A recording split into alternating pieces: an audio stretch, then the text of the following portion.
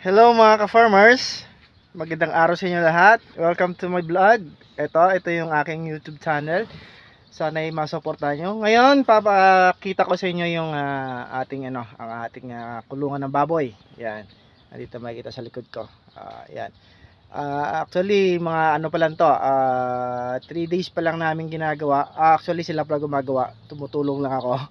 Yan. So, ngayon, yan, ililibot ko kayo sa aking kulungan na pinapagawa. Then, para magkaroon kayo ng ideas, share ko na rin kung gaano siya kalaki, ano siyang yung sizes niya, then yung yun na rin pati mga expenses na rin kung magkano inabot na ganito parang itsura. Yan, sige, let's go, samahan niyo ako.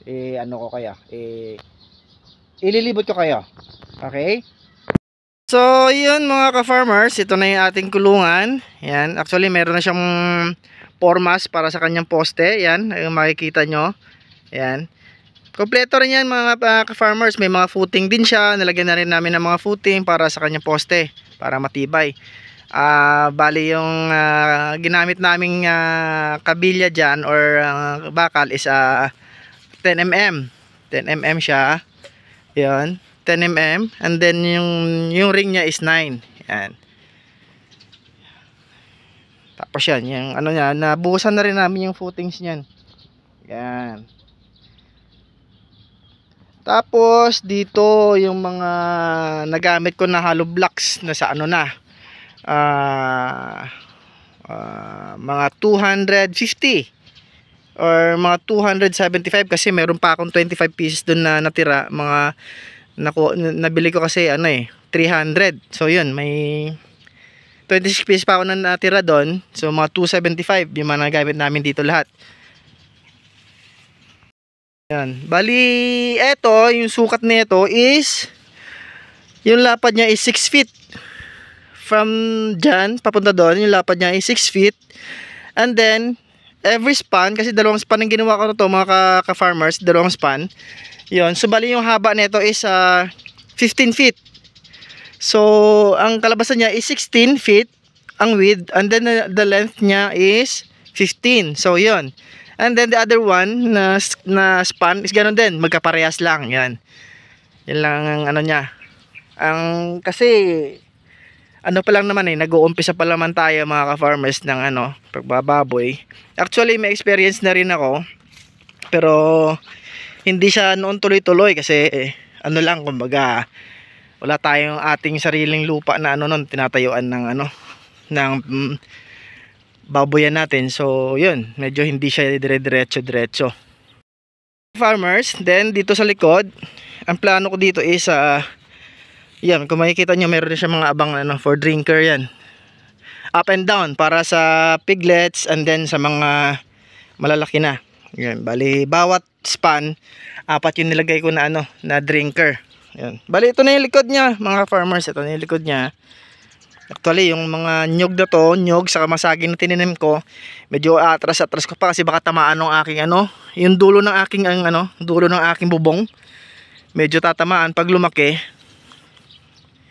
Uuntog. So eto, pa naman to, hindi pa naman mga dwarf na nyog to, mga pa naman to, mga matataas. Kaya yun, ililipat ko dito sa tabi ng aking fence ng cyclone. So yun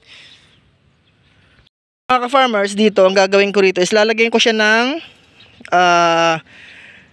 tawag niyan, yung daluyan ng ng dumi ng baboy. Lalagyan ko siya ng tawag niyan ng ng drainage. Yun, papunta doon hanggang doon sa dulo. Lalagyan ko siya hanggang doon sa dulo. Yan, i-update ko din sa inyo yan ka-farmers every vlog ko. So tungayan nyo palagi yung aking vlog, papakita ko sa inyo palagi aming na accomplishment araw-araw ng aking panday. Yan, hanggang doon dito. Yan, kasi yung gagawin kong septic tank doon sa dulo, sa bandang dulo doon sa may nyug din, sa may pababa doon. So yan, update ko na lang kayo mga ka-farmers pag pa yung mga natin dito. Sa gantong sukat mga ka-farmers, siguro hindi naman ako sure, hindi naman ako sure kasi ngayon pa lang ako nagsisimula ng baboyan, nagbababoy. So actually Siguro ang kakasya dis siguro mga 10. Hindi lang ako sure, pero usually pag ako mag-ano dito siguro mga 10 lang muna. Kasi hindi pa kaya ng ating budget. So baka isang span pa lang nga siguro magagamit ko rito, kasi wala na, dito pa lang sa ano mga ka-farmers, sa ano, sa kulungan pa lang magastos na. Halos ubos na yung budget ko. So ito pa, wala pang bubong. Ito bubuhusan pa. Yun. Tapos kahapon bumili ako ng mga kawayan. Kasi lalagyan ko rito ng kawayan lang. Tapos ano lang, kawayan lang yung aking paglalagyan ng ano, nung bubong ko ng yero, yun. Para makatipid-tipid naman konti. Tapos dito pala yung ano niya, kapintuan niya, yan, ganyan siya kalaki. Lalagyan na lang ng ano yan, ng bakal, welding na lang, and then sasalpak na lang para pwede bukas-bukas. Yan, dalawa sila, halos magkatabi. Yan o. Magkatabi yan. Magkabila ang span. Yan, bali yung ano pala mga ka-farmers, yung ilang, kung magtatanong ko kung ilang patong ng hollow blocks to, bali halos 5 patong lang to. Ito, pakita ko sa inyo. Yan. Bali, yun o. Isang libing sa ilalim, and then 4.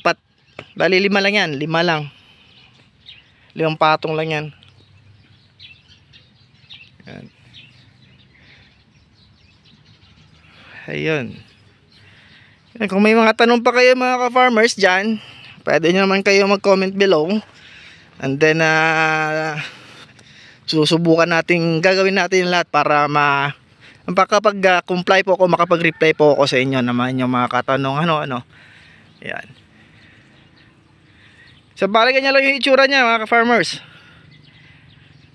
Mga ka-farmers, itong ano kasi, ito yung pwesto ng aking baboyan. Yan, pakita ko sa inyo. Medyo malawak pa to. Baka pagpalain tayo ng mahal na Panginoon, pwede tayo mag-expand dito. Dito space na to, lalagay tayo ng mga inahin, kahit mga ganyang kahaba rin siya.